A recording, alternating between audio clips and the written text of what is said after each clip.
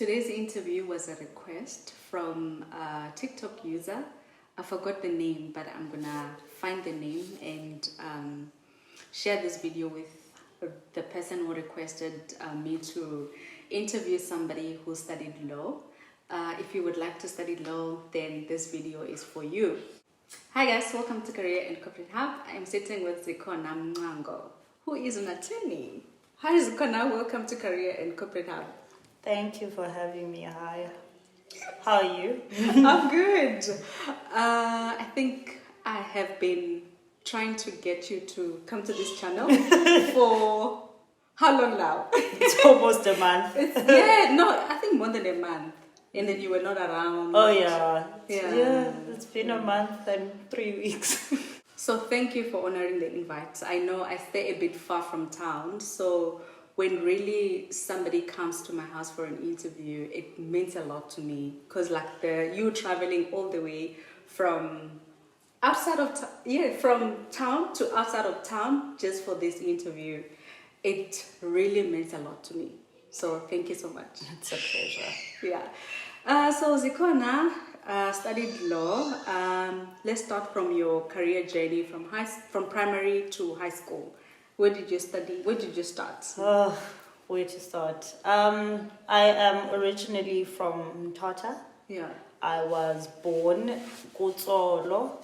My grandmother is originally from Utsolo. My grandfather, who is my mother's father, Ngowakwanongoma, which is in KZN. Okay.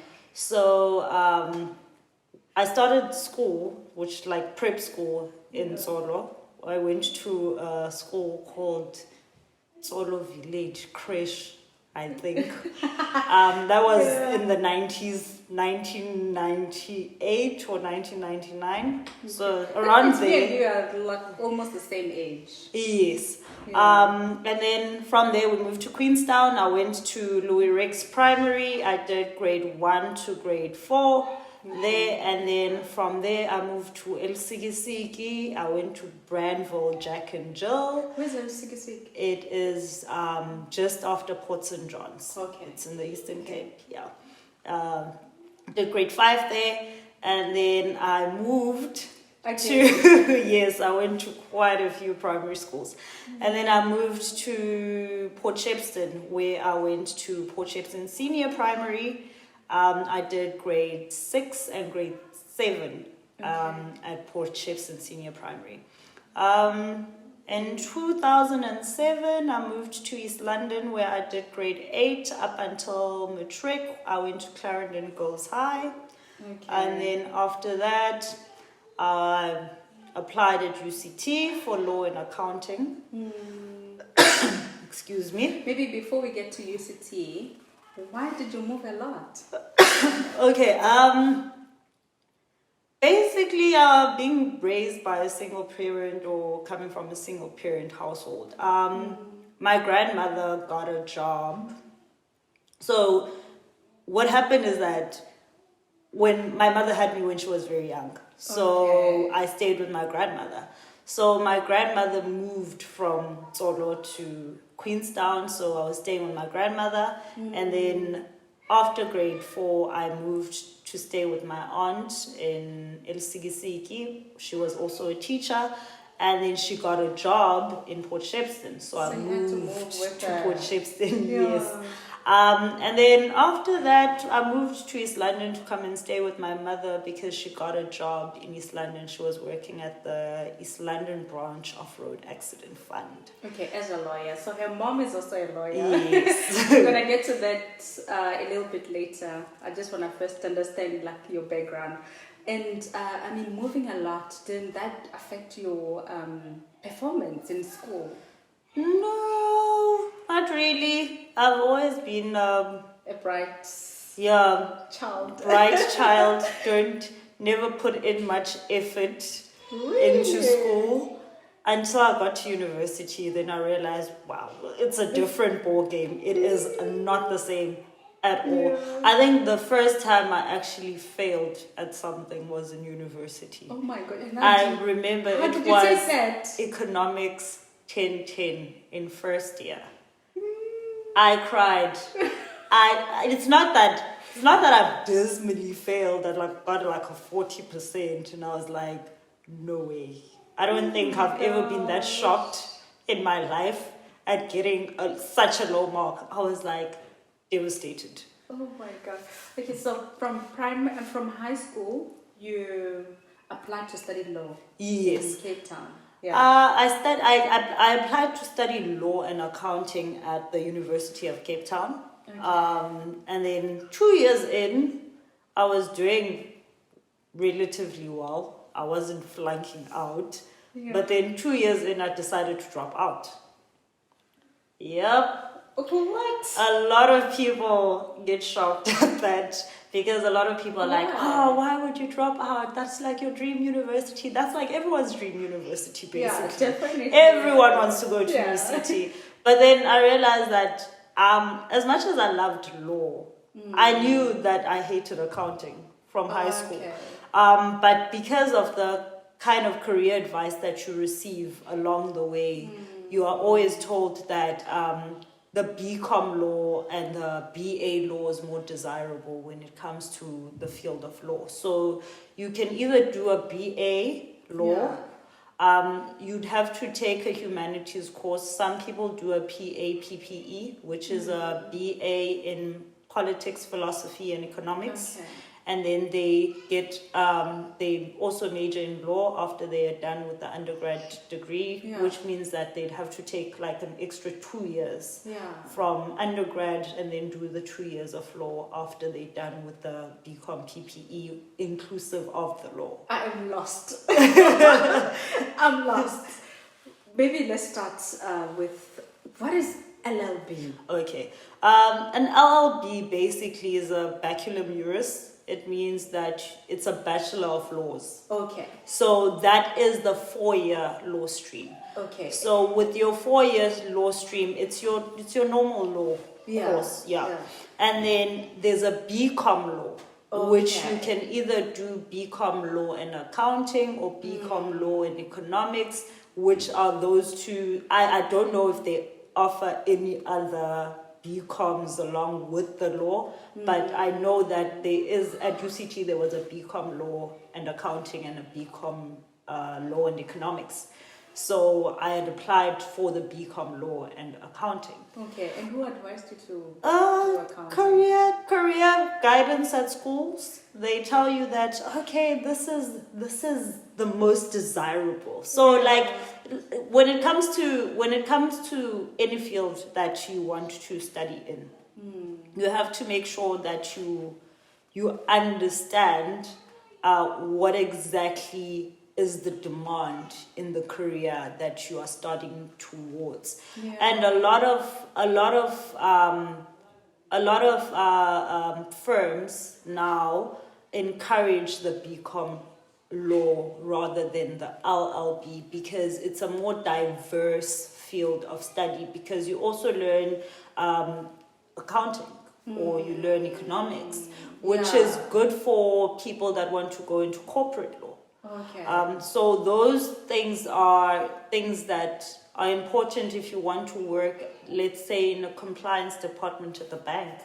You need to understand what the bank does, how they generate their revenue. You need to understand those kind of things, of which people think that law is just basically going to court. That's you have your black gown, your dwamuza by the stairs, and you're just going to please the court, which is everyone's current favorite saying, that all attorneys do is please the court, which is not true. There are a variety of fields that you can go into if you've studied law. Yeah, and I'm a bit, or rather, like you were advised to study law in accounting, but I mean, why didn't you consult with your mom? Your mom was already a lawyer, I'm sure.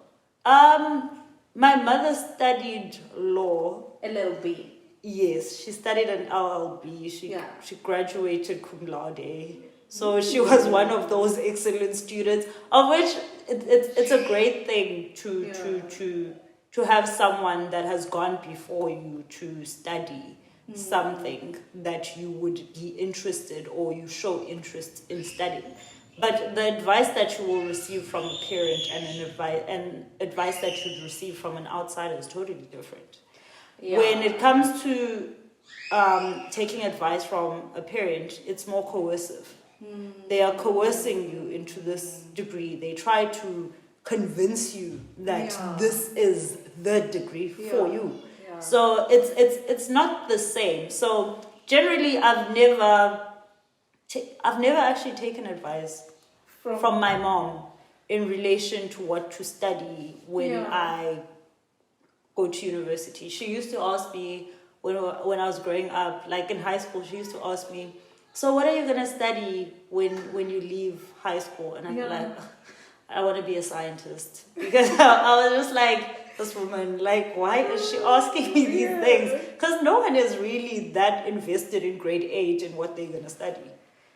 Not a lot of people. Not a lot of people. A lot of some kids are focused in that way, but not a lot of people. Yeah, I think a lot of people are, we throw in these fancy careers, like a scientist, and astronauts, So I did enjoy accounting in high school. The reason why I ended up doing a BCom is not only because I felt like it's the more desirable route to enter the law field, but I also did like accounting. Okay. But I was not aware, and a lot of people will tell you that have gone to university and studied accounting. Accounting in high school and accounting in university are two different things. Yeah.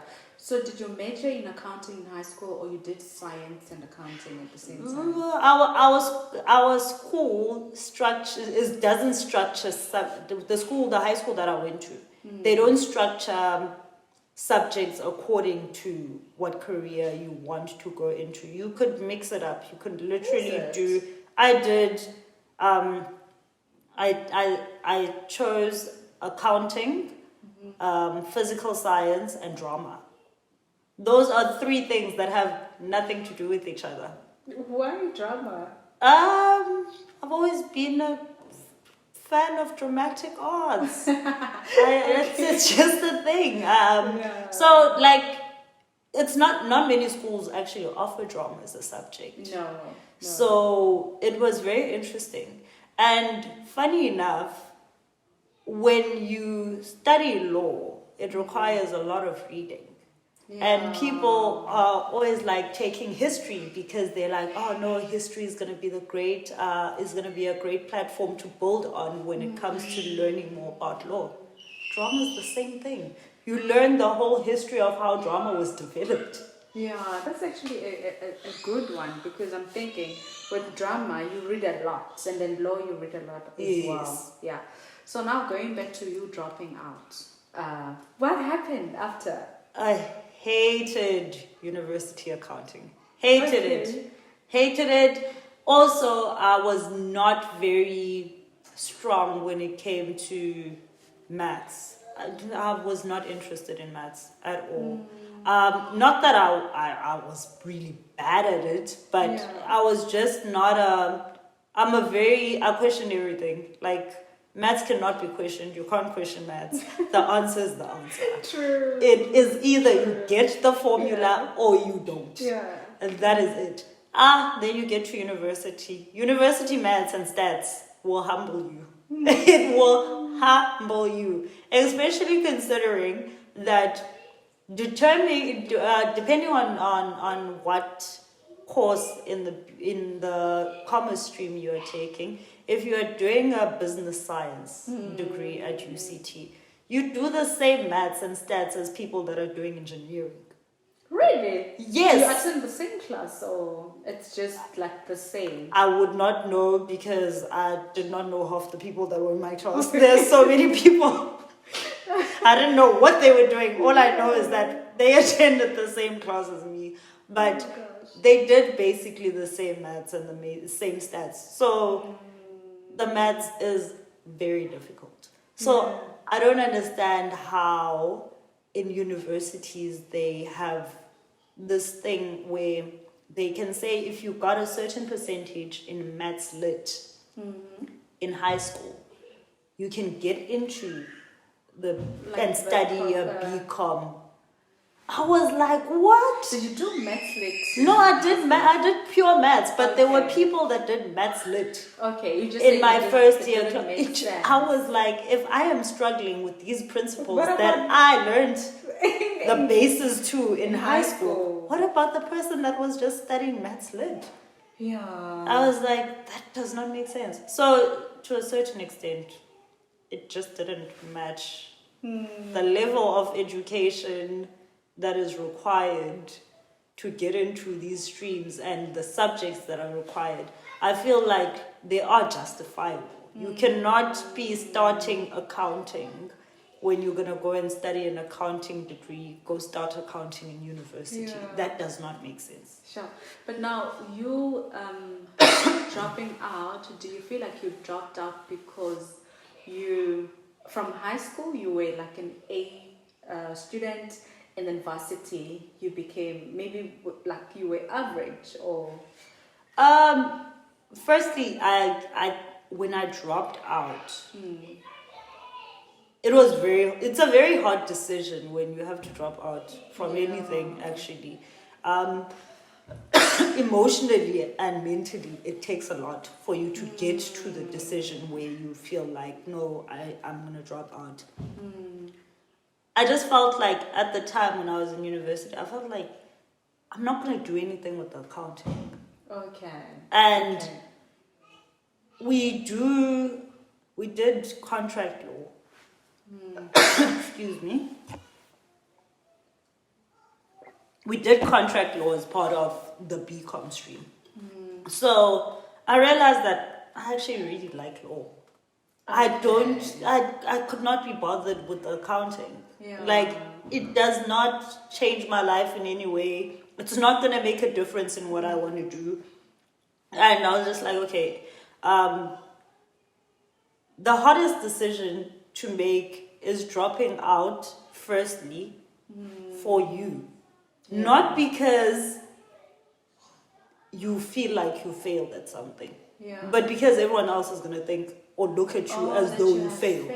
Yeah. And now it's a matter of black parents do not believe in Oh, dropping out. yes, I Yo, was about to ask, like black your parents, mom, like, they don't. My mom and I went through the roughest patch yeah. when I dropped out, because I think for her, she just was like, what? So much money down the drain, just like that. So you didn't have a bursary. She was. Yeah, my mom was paying cash. And the worst thing is that the year that I started first year, my mother was previously in a partnership. She had a law firm, she was in a partnership, and then they had to dissolve the partnership because of differences. And then the year I went to university, sorry, No problem. she actually started from scratch. Oh my So she God. had to put up the capital for a business. She had to like literally do everything as though she was starting from scratch. So, So you can imagine the pressure of having to tell your mom, I know you didn't have money for me to register for this course at this university, but I'm dropping out. she did mention that she had flu, so that's why I'm coughing. Sure. Yeah. So it is something that you look at and you're like, "Ugh, this decision is difficult and I want to, but like you think about everything that has led up to where you are. Yeah. So eventually she came around, and then I moved back from Cape Town halfway through the year in 2013. And then I applied to study law at the University of Fort Hare. Yeah. Which in that also took the longest time.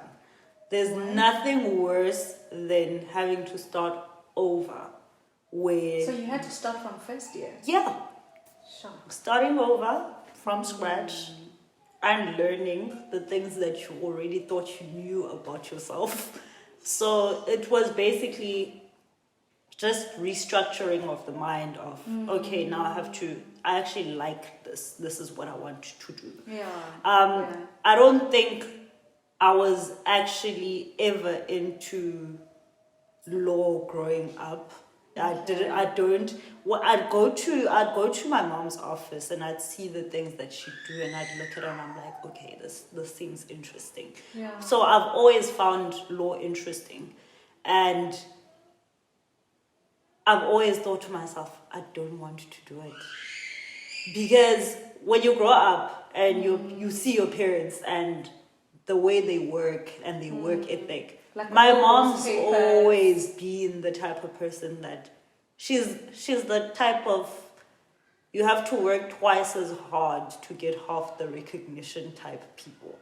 Sure. So she works very hard. And now I'm just like, I don't want this. That's why she has like a well-established law firm. Yes. Yeah. It is all about in the hard work. But I assume that you would want to, like, you'd look up to her, like the way she works. I do. I definitely do. I don't think there's anyone else that I actually look up to besides my mom in my career. That's I nice. don't look at any other person outside of my mom and say, oh, I look up to this person. Yeah. No, I don't have that. I think I have the kind of mentality of, I look at my mom and I'm like, she's doing great and she's doing it for herself. I just want to be a better version of myself. Of yourself. I don't have a look next door mentality and be like, oh, that person's doing great. Yeah. I should be more like that person. So I have a fond appreciation for people that do themselves. I have watched many of my friends go on to be great attorneys, whether they have studied to do litigation, or they went to commercial, or they currently doing. I have a friend. She's actually an attorney overseas, and she sings opera. So it's like those kind of things where you're like, wow. A lot of people are moving away from those staunch attorneys. Yeah. You find a lot of young, hip attorneys that are just themselves every day. We don't have the kind of mentality or the feel that the older attorneys used to have. Yeah. They, like the people that went before us, they made being an attorney cool. Whereas a lot of people growing up didn't think that being an attorney is a cool thing. What do you mean being cool? Like, they're very relaxed. They look like relatable people. Like, Okay. do you know any other attorney before, okay, the last 10 years? And is there a generation of attorneys before the last 10 years that were actually seen as relatable? As people that you can actually have a conversation with, not people that you go and tell your problems. Yeah. So that's how people ordinarily view attorneys. They always like, they meet you, hi, my name is Zikona. Oh, what do you do? I'm an attorney. Oh, you're going to bail me out. I have not done a bail application in my life. Maybe let's go into that also. Like maybe the process of becoming a lawyer or an attorney. Like you study in varsity and then you get your degree, and then what happens after? Okay. The reason why I ask, you see people at the High Court of South Africa with, oh, I've been admitted, and yeah. So how do you get to that process? Okay. So the process is basically you do your degree, your law degree. You either do your BCom, your BA, or your LLB. You graduate. After you graduate, you do 6 months of law school. Okay. Some people opt to not to do the 6 months of law school. Previously, you could not do the law school and do 2 years of articles. What was that? 6 Okay. months of the law school. So there's the Law Society offers a program after graduation, which is Okay. a 6 month program. Basically, it's like a training for your board exams. Okay. It does equip you sufficiently to go and write the board exam, but I don't think that it fully is what it should be, because you find that a lot of it's very expensive. Firstly, very expensive, so it's not accessible to everyone. You can either do it through UNISA or you can do it through the law school itself, which is LEAD. It's not accessible in terms of financially. You have to pay for the program Okay. yourself. Okay. You find that some law firms do take their candidates through the law school and then they pay for them, but it's very rare. Not a lot of them do that. So after you do that 6 months of law school, which I did the 6 months of law school at Okay. LEAD, you do a year of articles. Okay. So basically, you have to register your articles with the Legal Practice Council. It's basically a contract between you and your mentor or the person that's taking you on as their candidate. They sign Okay. for the contract, and then after a year, they sign that you've completed your Your year. articles. Then you are eligible to write your board exams. Okay. So when you apply for to do your articles, is it like applying for a job? Yes, it's like applying Okay. for a job. Okay. And then you go work Basically, at the law articles, articles are basically like a mentorship or training program, of which it's also the pay is just like a mentorship or training program. So attorneys really don't make that much in the first 5 years of their career, at least. So there's an influx of graduates, firstly, because the program itself in schools, you get a lot of people applying for the law stream in itself.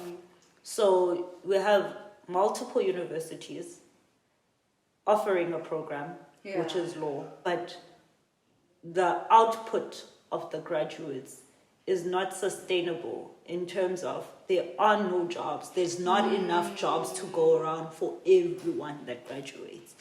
And now the issue becomes that in order for you to be admitted, you need to do the training. You need to go through the 1 year training in order for you to write the exam and then be admitted as an attorney. That's why it's such a huge accomplishment. Like when somebody gets admitted. Yeah, it's a huge accomplishment to get admitted, because basically the exams themselves are not easy. Okay. I wrote the exam. I think I wrote the exam either 2018 or 29. No, sorry. When did I write the exam? When did COVID end? COVID ended in 2021. Okay. I wrote the exam. I think I wrote the exam in 2020. Okay. Yeah. During COVID or before? I think it was during COVID times. Okay. Yeah, I think I wrote the exam in 2020. And the exam I struggled with one, because when you doing your articles, you basically work in the field, or the field of law that your office practices in. So now our office primarily does conveyancing. Okay. And now conveyancing is a specialized field of law. You don't write conveyancing without first passing the first 4 board exams. You first have to pass the first 4 board exams, get admitted as an attorney, or have a certificate of proof that you've passed the 4 board exams to be able to write the exams to get admitted as a conveyancer. So now I get to these 4 exams and I'm like, okay, everything else is good. Estates, you write basically estates. Okay. You write court procedure, Okay. ethics, and accounting. Yeah. Now, luckily, accounting for law is way easier than the actual accounting. So that was no problem. Yeah. The estates was also not a problem because it's very number orientated as well. Ethics is very, like, ethics primarily when I wrote, they dealt a lot with business entities. Okay. So it wasn't that bad. Yeah. And then I struggled with court procedure. Really? I struggled. And I'm sure you don't really want to. I've never been to court. Oh, I Not get a what day you mean. have I been to court. So that's why you struggled. Yes, I don't understand it. Yeah. I don't have the drive for it. But now, when you're writing exams, I mean, that's after you've done your articles. Are you not supposed to also submit that you've done court because it's going to be part of your exams? No. Okay. It's not a requirement that you go to court. When you submit your papers for the application for your candidate attorney position, your contract, they give you a certificate, which is right of appearance. You can appear in court. I never used it. Oh. Because there's nothing that we do in my office that requires me to go to court. And you didn't see the need? There's nothing that requires me to go to court. So even if I saw the need, I wouldn't be able to because there's no instruction for court work at my office. So I think a lot of people also misconstrue the law field to being attorneys go to court. That's how a or lot of us attorneys look at it, work in a court environment. Yeah. Or they work in labor arbitrations or basically with your CCMA. Yeah. So that's how people view legal. And that's why you find that a lot of businesses that come up or that open, you find a lot of attorneys that do the same things. And in order for us to restructure, I feel like there could be a potential for growth in law, especially in East London, because there's a large variety of things that you won't find in East London. You won't find an attorney that does intellectual property law easily in East London. Yeah. Maybe there are, but it's not as easily accessible as an attorney that does road accident fund. You see, so there is that where we don't understand what you can basically do with the law degree. There are a lot of people that have not even considered that you can go into compliance when you do law. You can get your law degree and then go do a 6 months course in compliance management. You don't necessarily have to go to law school and go and, if it's currently not working out for you to be able to go to law school, get your articles, check other things that you could be doing with your law degree. Yes. But I mean, what would be your advice for somebody that wants to study law, like in terms of information, like maybe something that you missed, that you thought, or you overlooked, and somebody is looking for that information? What would be your advice? Yeah. My advice to anyone that would want to study law is that don't look at the generic degree itself. Don't look at the law as in, I want to be an attorney, or I want to be a lawyer, or I want to be this. You have to dig deeper. See what fields of law you like, because that also determines what kind of university or which university you'll be able to go to, or which university you need to go to in order for you to be able to have access.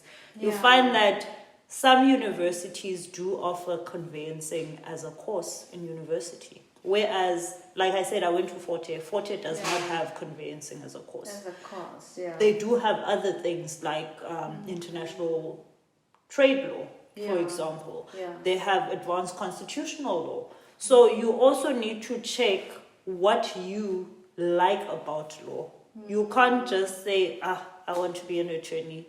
What kind of attorney do you want to be? What do you want to do? what is it that you are passionate about that makes you want to become an attorney?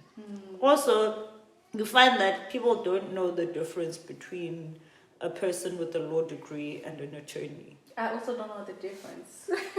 Can you Huge please break difference. it down? Yeah. Because there are practicing attorneys. Practicing attorneys are registered at the Legal Practice Council. Okay. You find that there are attorneys that are qualified to be attorneys, but they're non-practicing attorneys. Okay. So, a person that has a law degree, there's very little you That can they do. can do because Yes. they didn't go through the Yes, law. and also they're not admitted as attorneys Okay. in the High Okay. Court. So it's Yeah. very limiting what they can do. But there are a variety of fields that they can work in. You find that a lot of people don't want to practice at all. They want to go the route of, they want to go lecture. Yeah. So they'll go through the field, do the undergrad, do their masters, do their doctorate. But don't you think that's also sometimes because people are not well informed on, like, when you study your law degree, this is what you need in order for you to become an attorney. I feel like there's like a lot of misinformation Yeah. in between that makes you end up studying your honors, your masters. I see this with engineering as well. Like, you study engineering and then you don't get a job after studying, and then you go study your masters, and then you end up becoming a lecturer because you are overqualified Qualified to do your for low internship. paying job. Yes. Yeah, Yes. it is the case. I think it's the Yeah. case in most fields. Hmm. It's not across board. I feel Yeah. we were sort of fortunate, not fully, but we are kind of fortunate in that you do have access to places that do career counseling. If you go to a fancy school, or you Yeah. go to a Model C school, as they call them, you do have the luxury of having those facilities. Whereas if you go to a school in Tanzania, you're not Yeah. gonna have the luxury of that. So I do feel it is our responsibility of some sort to inform people, Yeah. because there are a lot of things that people are not informed about when it comes to the law field.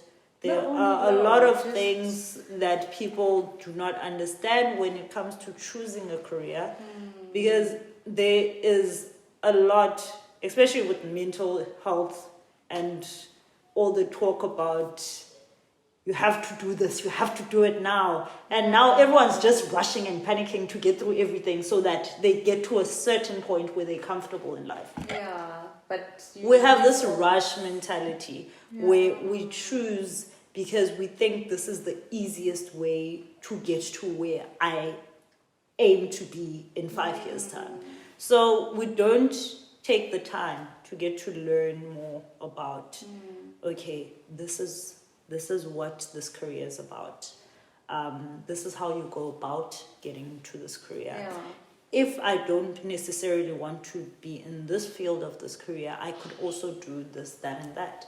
So it's a matter of there's too much information available, but it's insufficient to take in. Yeah. I hope that you get what I'm trying I to get say. what you mean. So the information's there, I mean, but it's too much information to the point where there's so much information from different places, that it just overshadows the important information that you're supposed to be getting. The information's too much. I So like that, now yeah. it just overshadows all the information that is important for you to get.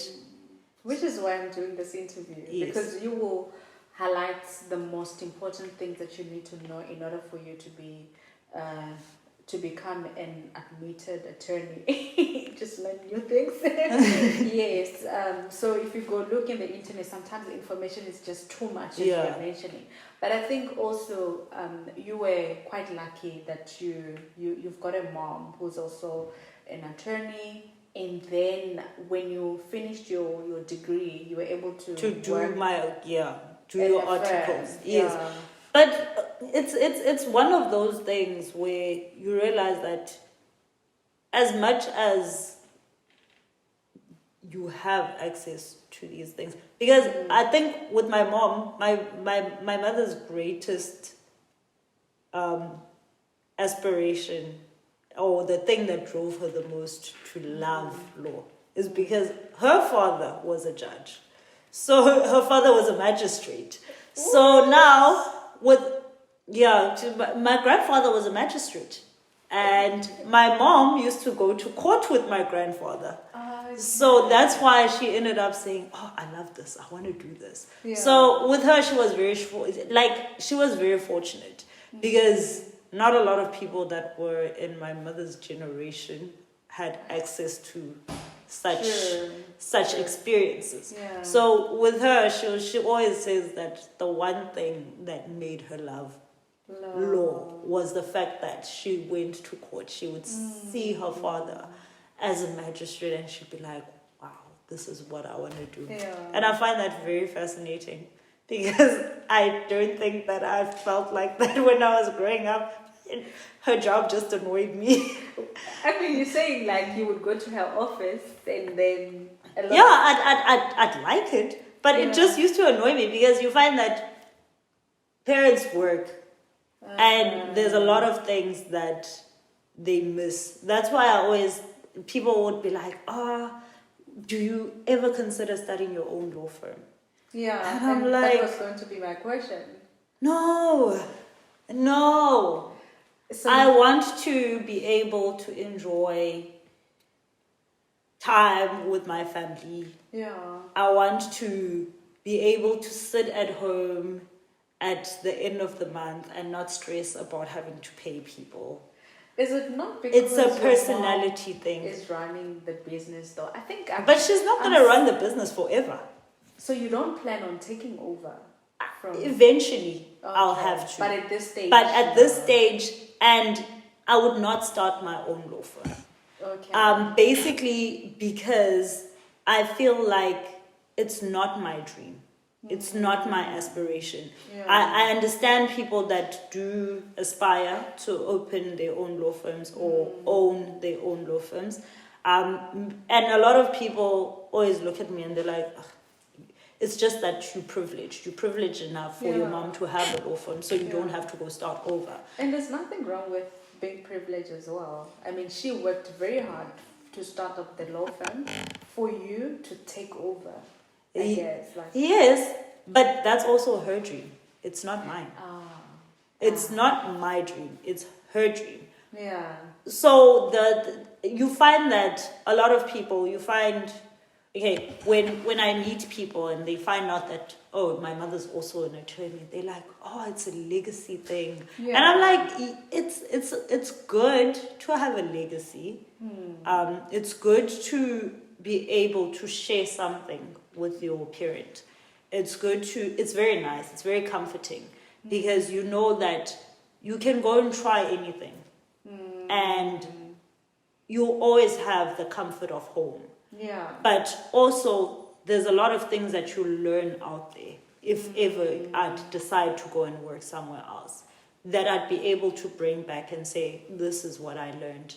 I think we should be able to do this, that, and that here at our law firm, because I feel it would benefit Aband, or it would benefit us in this way. Yeah. That is nice. Whereas other people don't have that. So it's not that I take it for granted.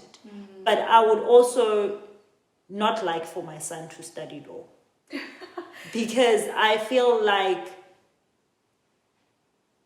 everyone deserves to have their own dream. And the reality is that people that feel I'm fortunate don't know what I've been through. They look at where my mother is and where I am, and they feel like it was bound to happen because your mother's this person, of which it's very difficult. It's not that you just have a free pass. Yes, you do have the privilege. You can never say that, no, it's not like that. You have the privilege because half the people don't have a foot in the door when they get out of university. They don't know where they're going to go to the point where a lot of people will send a lot of CVs. How many CVs do you think you will send as a person that has a foot in the door? Yeah. There's no need for you to send those CVs, so you don't understand the process of having to apply for a job. So it's not something that I take for granted, but it's also a very bitter thing for people to think that you don't belong or you don't know what it is to work hard because everything's just been given to you. the process requires you to work hard. Yes, everyone's required to work hard. Yeah. As much as I may not have worked as hard to get a job, but I went and I wrote those conveyancing exams myself. I went, and my mom is not the patientest of humans.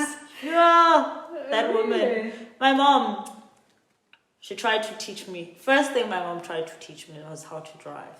Yeah, how was that? Do you know the hill at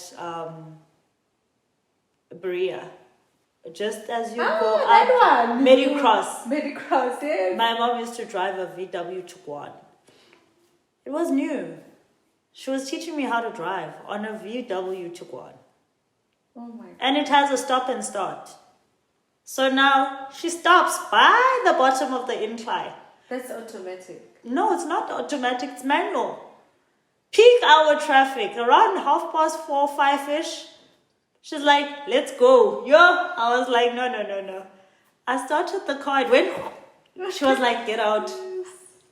I'll send you to a driving school. I'm not ready for this. So as much as she has the patience to teach other people, it's difficult to teach your own child because you are way more harsh when it comes to your child than when you are going to teach someone else. You have the patience. So throughout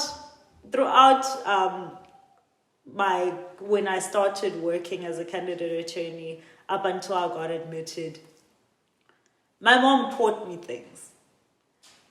And I knew that I have to grasp this because if I don't grasp this, she's gonna have to come back and teach it to me again. God.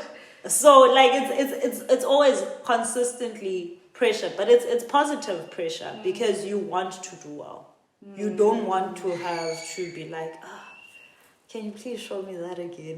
You don't want So when I wrote my conveyancing, one thing that people are very fascinated in now is conveyancing in the law field. It's conveyancing and notary. So after you're done with your writing your board exams, you can apply to write your notary exam or your conveyancing exam, but you can only do so after you have written the exam after you've written the 4 exams for admission as an attorney.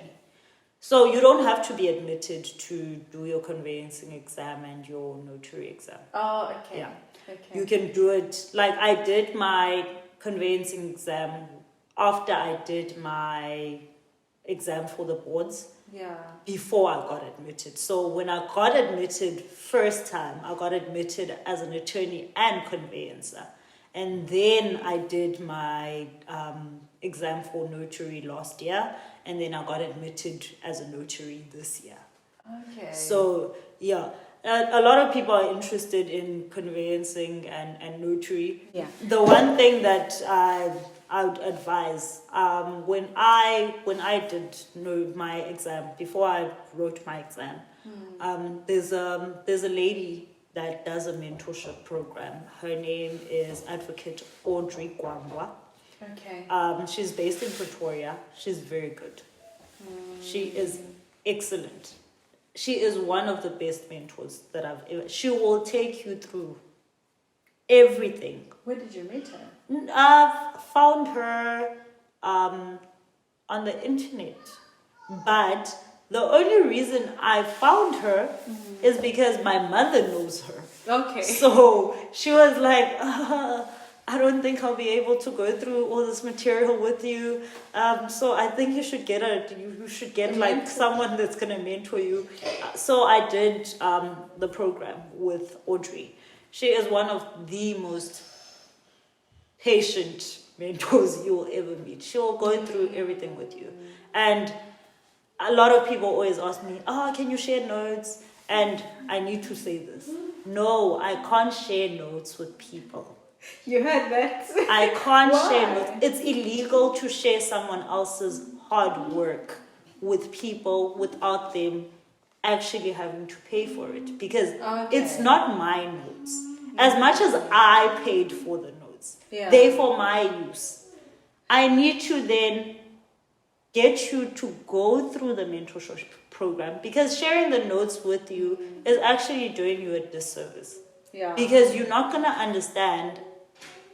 If I share the notes with you, you'll understand it better when she shares the notes with you. She'll go through everything with you, and it assists you for both notary and conveyancing, because it's basically it's like the same.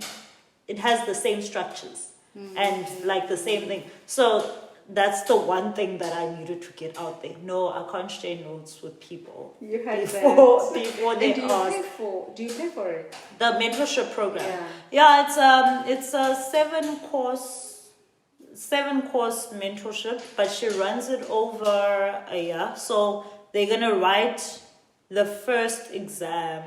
No, they're gonna write the second exams for this year for notary and conveyancing. Yeah. First week of September. Okay.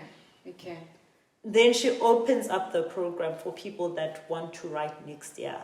So you pay 7,000 Rand for the whole course. She provides you with the material.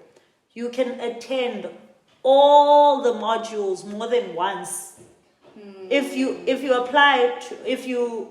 get into the program early, let's say you get into the program like straight after when she opens, if you intend on writing next year in March, if there are 3 intakes of mentees in the program, you can attend all 3. Okay. So it's very beneficial for you to go through that program. I know that it assisted me a lot. And you can imagine, I was already working in conveyancing. Yeah. And I found the material overwhelming. Now imagine for someone that has never worked in a conveyancing field, someone that needs to start from scratch, and I just give you notes. Sure. So now you have hundreds and hundreds of pages that you don't know what to do anything with. So how's your day like as an attorney who's practicing conveyance and notary? So basically my day is not the same as everyone else's day. Yeah. On a day-to-day basis, what I do basically, get to the office 8 o'clock, 8:30 every morning. I have to drive to King Williamstown. You work in King? No, I don't work in King. The deed's office is in King. So I have to drive to King. From East London to King every morning. So every morning I'm out of the office from 8:30 until 12 o'clock. Okay. So I drive to King in the morning, go to the deeds office. Basically the deeds office is where you register deeds. So that's basically where they register all your title deeds, so all your bonds. Yes, I go to do that. They have to be manually signed. So I hate that process. They have to be manually signed. Yes. So every morning I go to the deeds office. I get to King around, if I leave at 8:30, I get to King around 9:30ish. Then from 9:30 up until, so they have time frames in the deeds office for everything that you need to do. From 9 till 10 is executions. So basically that's when you sign all your deeds, all your title deeds that need to be registered, all your bond cancellations, all your notarial deeds, all your bonds. That's when you sign them for execution.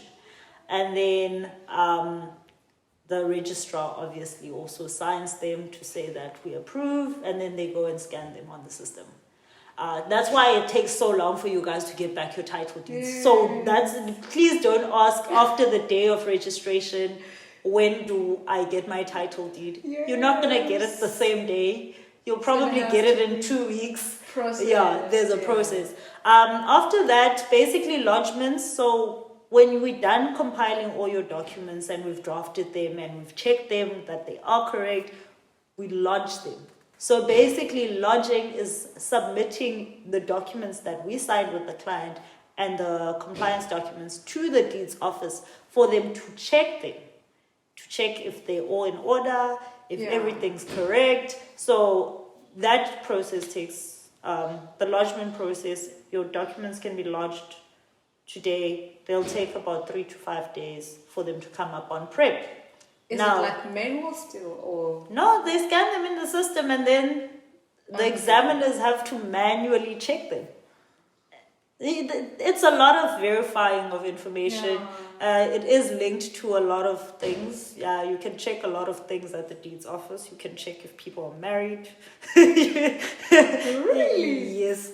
It's very interesting. You can check if people have ANCs registered, if you have ID numbers, you can check. But yeah, these things are very confidential. So after the lodgement process, preps are when the examiners have now, you've lodged your documents 3 days ago, they're now on prep. It means that they have gone through examination. If they have notes, sometimes they raise notes as in, okay, this person's ID number is not correct. This is what the Home Affairs ID number is. This person, the system reflects them as married in community of the property. Did the person get divorced? Are they now divorced, or is the spouse dead? So it's those things, like they raise different notes. Then take out the notes, you attend to them. Basically, you need to provide evidence for, let's say your client is now unmarried, but they were married in community of property. You have to either provide a death certificate or a divorce decree to say that this client was married, the spouse is now dead, or they are now divorced. So it is quite a lot. It's a lot of work. It's very interesting though, because it's not like the same thing every day. It's basically the process is the same, but it's not the same thing every day. I was about to say, it sounds like it's like the same process all the process is the same, but you encounter like very interesting things. I didn't know that you could subdivide a property before I studied conveyancing. What does that mean? Like if you have a huge plot, you can subdivide it. Like and then, A and B? Yes, you can make it 2 different properties and then sell the other portion. I didn't know that before I studied conveyancing. I didn't really, there's not a lot of things, like conveyancing is very interesting because you encounter a lot of things that you didn't know. I didn't know that you could register a personal bond. Like I can loan you money and you'll register, a conveyancer will register a bond in my name as though I am the bank, and you'll owe me, you'll pay me back money. And then after you're done paying me, we'll cancel my bond on your property. So I didn't know that you could I'm do thinking that. of, there's a term when you're buying a property that you're buying who's gonna like help you with the funding, or when you're signing a contract. What is that term? The financier. No. I forgot.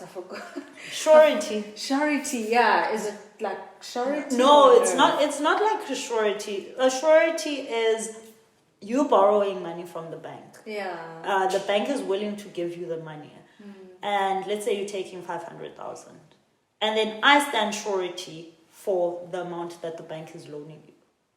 So basically, if the bank can't recover the amount of money that you owe, they can sue me to pay the money. That is what a surety is. So you're giving assurance that in the event that the one party can't pay, you can get the money from me. Yeah. So that is a surety. Though that's also like part of a lot of conveyancing transactions. So it is quite interesting. You can register like a town plan. A town plan. Every suburb is registered on a town plan, and it's divided according to the town plan. There's a diagram that has the conditions of that town scheme. So it's very interesting. A lot of people think that it's a lot of work, and they're like, oh no man, it's just like paperwork every day. You learn a lot of things. You learn a lot of things, especially when you try to get into the development aspect of property.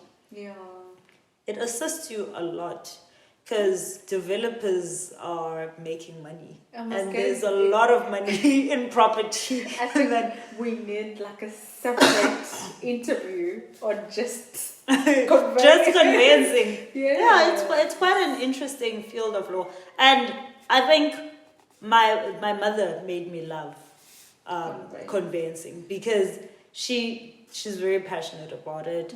She lectured conveyancing. When I was in high school, my mom used to lecture conveyancing at the law school.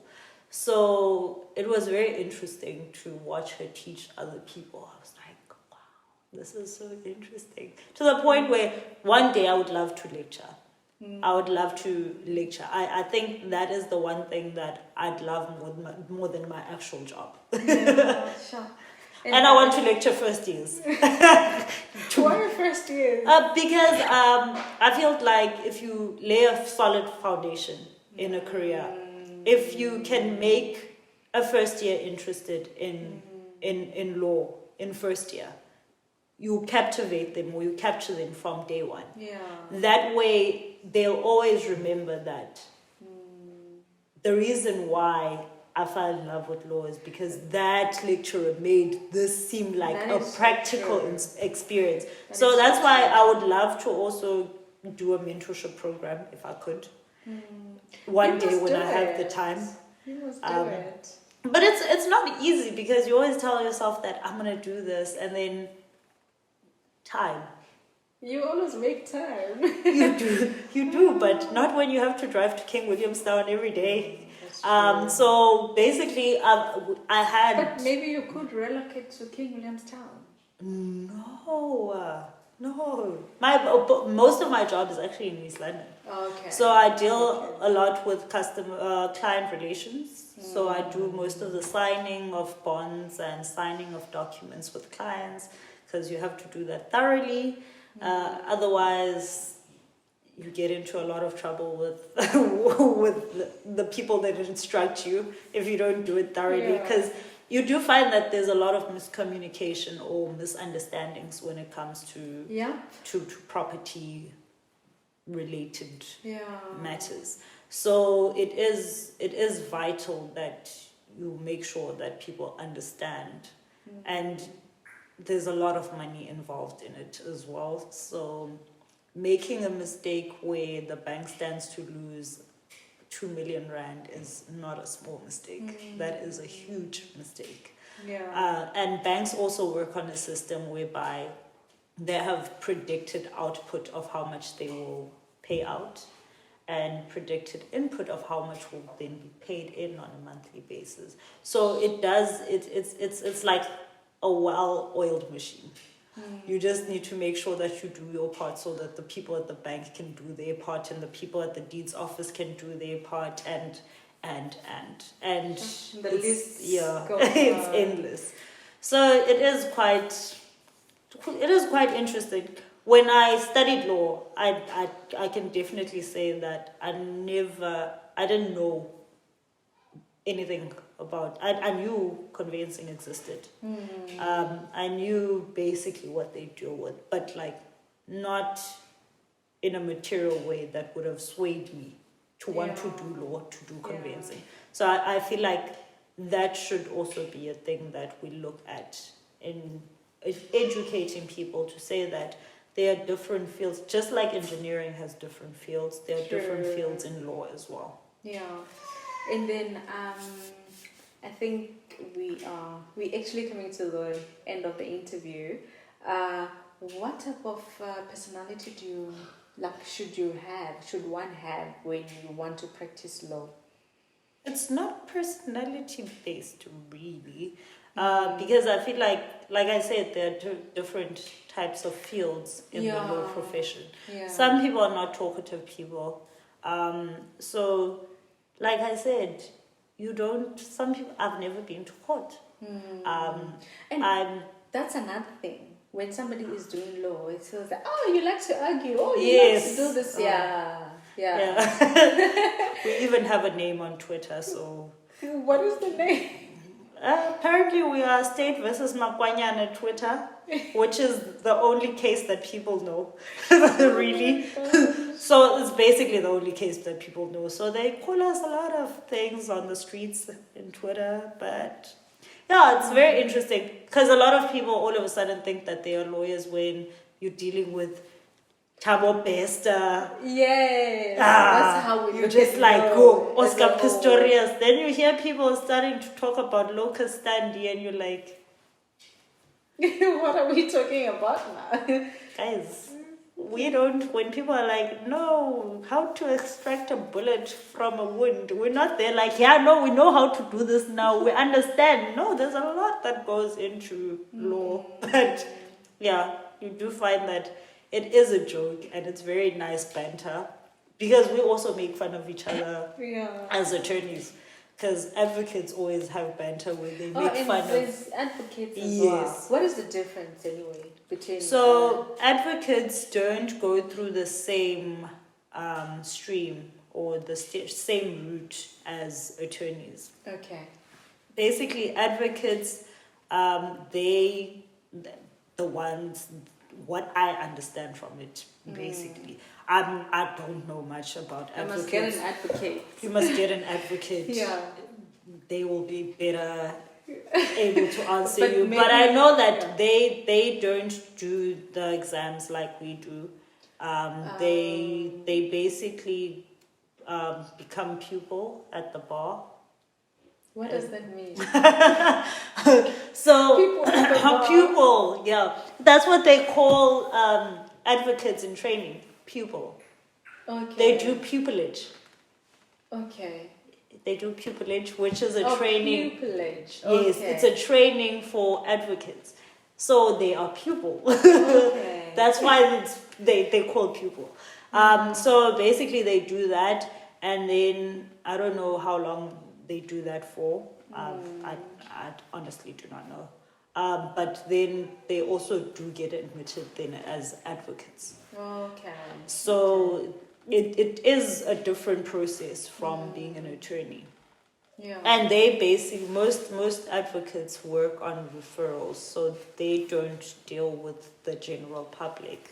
They are the celebrities of the law firm. They are celebrities of the law field.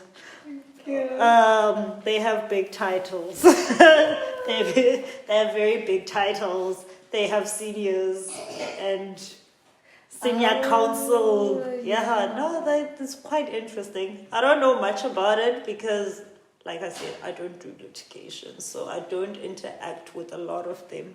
Yeah. But it's funny though that as much as you don't interact with a lot of people in law, you always need someone. So definitely. law definitely is it's a relationship based community of work, because you never know when you're going to need the next person. Yeah. As much as I may be a conveyancer, I do sometimes get matters where my friends will be like, no, can you please give me advice on this?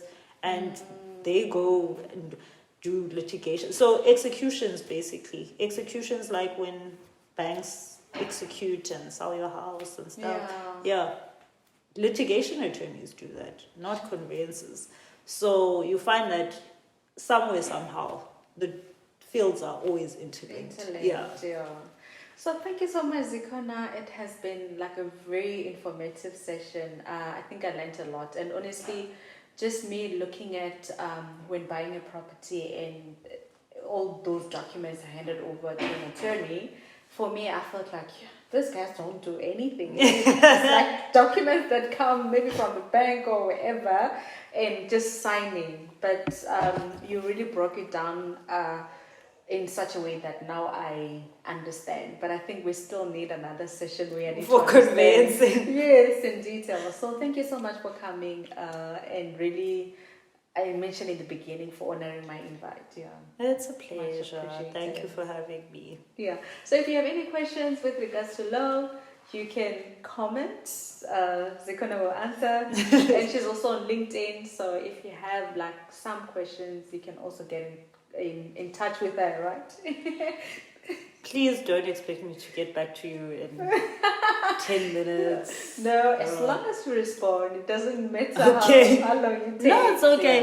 Yeah. No, they can also ask you, and then you can just forward me Yes. the questions, because Yeah. sometimes I did, like right now, my phone's kind of not linked to any internet service because I'm running away from the clients. Oh, okay. So thank you so much for watching. Bye bye.